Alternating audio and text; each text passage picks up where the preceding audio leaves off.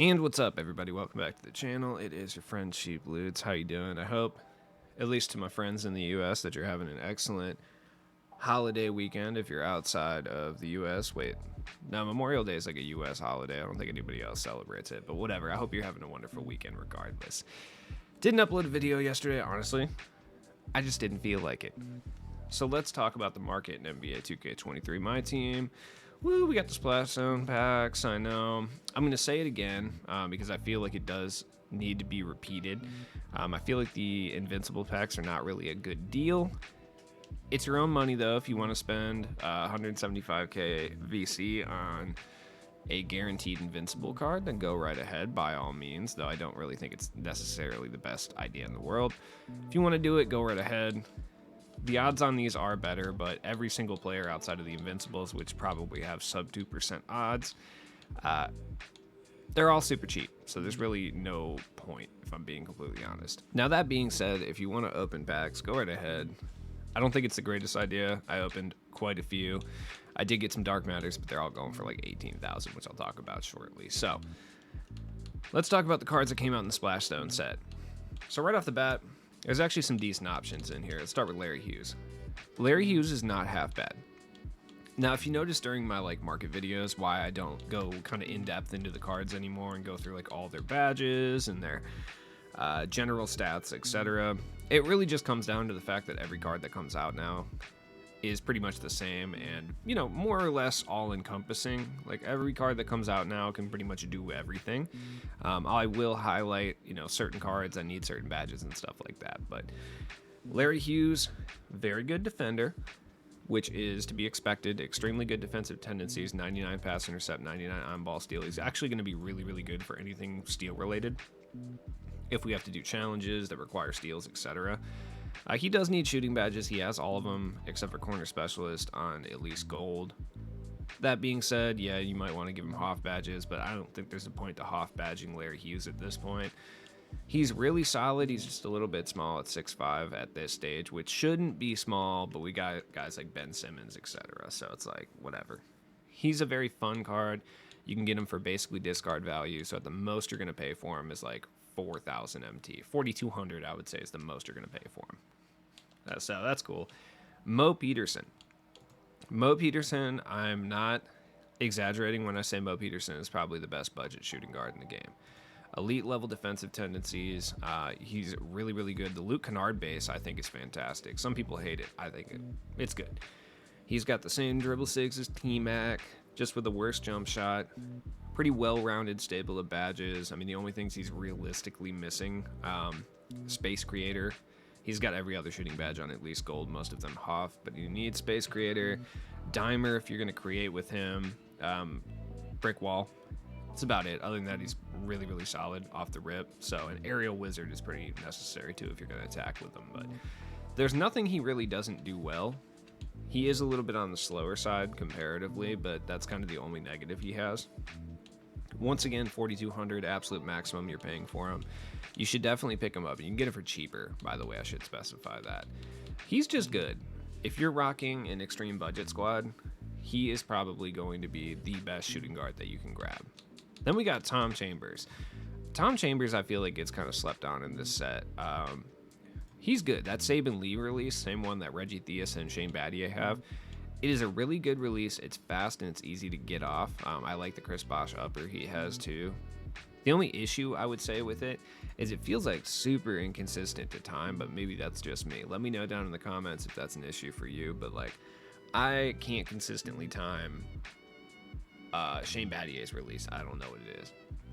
He can move really well. He has awful defensive tendencies, but he's a pretty good offense first big man. And it's Tom Chambers, dude. He has a mullet. We don't have a lot of mullet representation in this game, so it's nice to see. Just not in the history of the NBA, not many people rocked mullets. You know, the mullet was a very specific haircut for a very specific point in time, you know? I feel like people are trying to bring it back, though. Y'all need to stop, for real. Trevor Ariza. Ariza's pretty good. There's not a whole lot to say about him. He's big, 6'8", 7'2" wingspan. The release is good. It's not the fastest, but it's easy to time. He's got good defensive tendencies. He's good at pretty much everything. Once again, you're going to get him for 4,200. So any of these Opal cards are worth picking up strictly for their price. Rudy Gobert is not as bad as you would expect. He's not great, certainly. And if I'm being honest, like the type of player that you're getting from Rudy, I mean, if you're going to play him at the power forward, you're better off getting Joakim Noah. That's my own personal opinion. Keem is a little bit smaller, but I think Keem is better at everything except for size, you know? But he's not really that bad, honestly. He's pretty decent, and he is going to be an extremely good defensive stopper. So if that's what you're looking for, you got him in Rudy Gobert, too. The other thing about it is he can kind of handle the rock a little bit. He can push the ball, and his release isn't the worst release of all time, and he's got a 74 three-pointer. You're just going to need to give him a few key shooting badges, but he's not that bad of a shooter. So, like, if someone's trying to paint sit on Rudy Gobert, you can get shots off. Then we got Dame.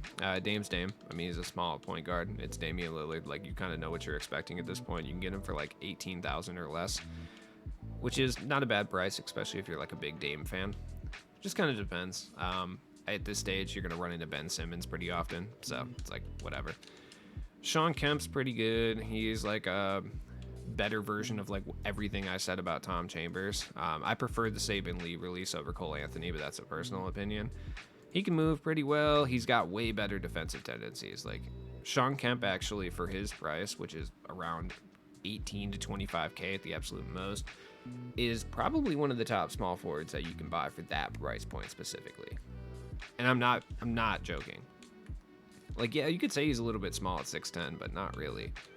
Ray Allen's good. If you use the Opal Ray Allen, it's just a better version of that. Ray Allen, the jump shot is really easy to green. He moves really well.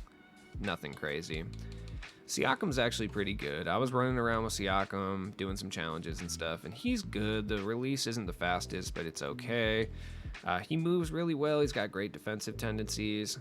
6'9", 7'3" wingspan. He's got the size. Siakam's good.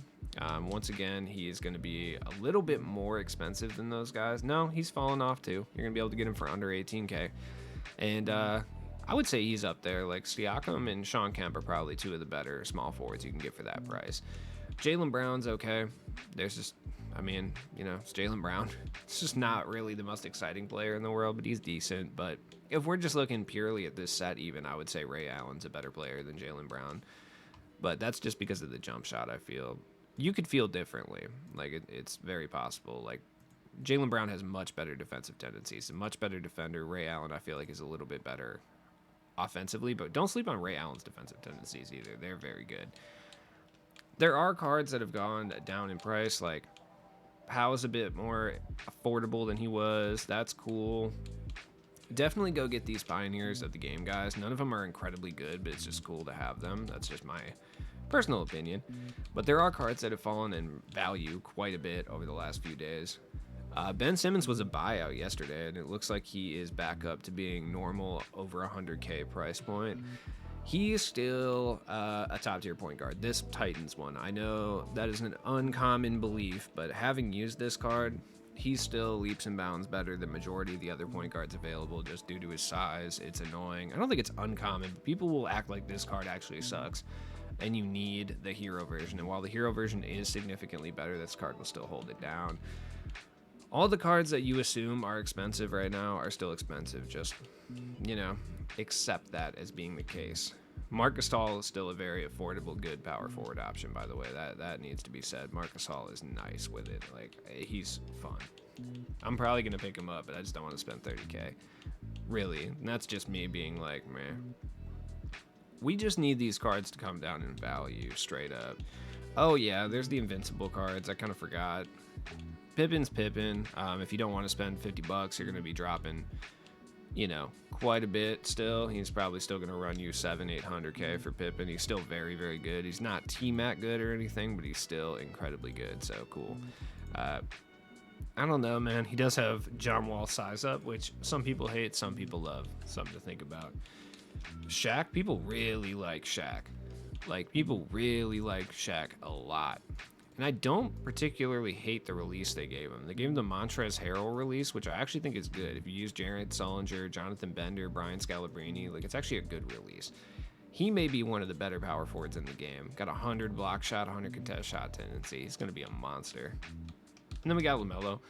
LaMelo's the cheapest of the three because I feel like T-Mac is good, but Scottie Pippen can be a good bench shooting guard, right? Which, in my opinion, why you're spending $800K on a bench shooting guard is beyond me, but hey, whatever, people do it, right? It's fine.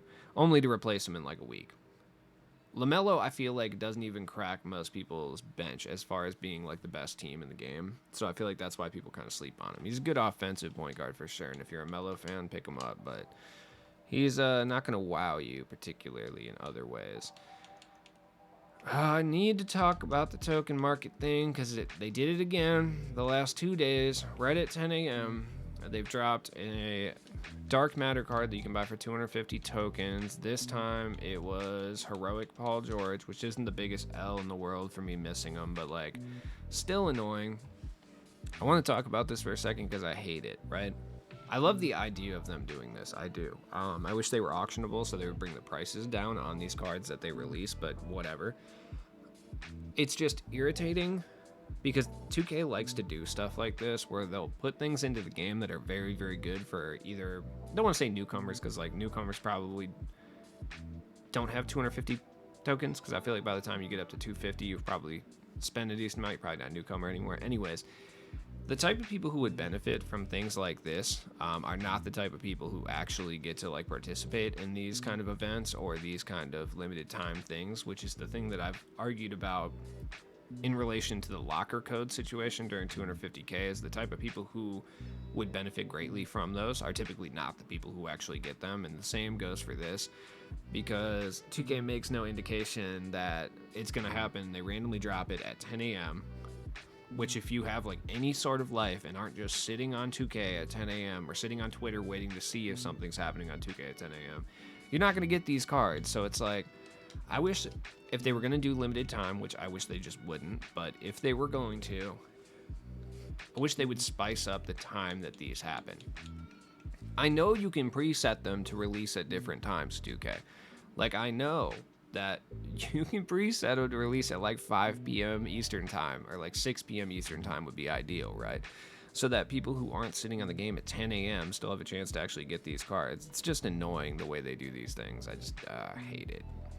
Anyways, as far as the market goes, there's not a whole lot going on. Like, we got the new cards, and that's cool. The rush cards are starting to come down in price. That's fun, I guess. But now they're starting to disappear already, so that's good stuff. We're going to get a whole new batch of rush cards come Tuesday, which I'll talk about more in depth in the What to Expect from 2K video. I'm working on compiling a list of potential rush players because we got kind of an idea of the caliber of player they're willing to throw in there. So we're going to talk about that in a second. We also got potential playoff evos and stuff coming, which I think people have stopped caring about. That's just me, though. But anyways, it's been your friend Cheap Lude. Stay safe out there today, and have a good night.